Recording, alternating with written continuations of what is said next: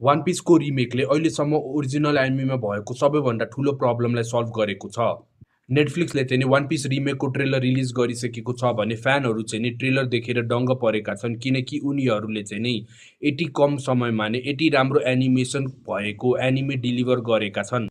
हामीले चाहिँ नि ट्रेलरमा राम्रो सिजिआई एनिमेसन साथै ब्याकग्राउन्ड म्युजिक सुन्न पाउँदछौँ, जुन चाहिँ नि देखेर म पनि अचम्ममा परेको छु, किनकि उनीहरूले चाहिँ नि यो रिमेक अनाउन्स गरेको धेरै समय भएको छैन।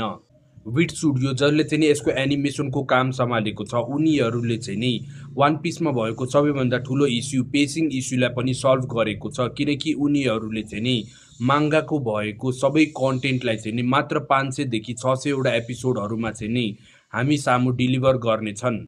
अनेस्टली भन्ने हो भने चाहिँ नि मलाई यसको ट्रेलर र एनिमेसन राम्रो लागेको छ र तिमीहरूलाई चाहिँ नि यसको एनिमेसन कस्तो लाग्यो भनेर कमेन्टमा लेख्दा हुन्छ। साथै वान पिस एनिमे चाहिँ नि पहिलो एनिमे बनेको छ जसको चाहिँ नि ओरिजिनल सिरिज रन भइरहेको भए तापनि यसको रिमेक अहिले आएको छ।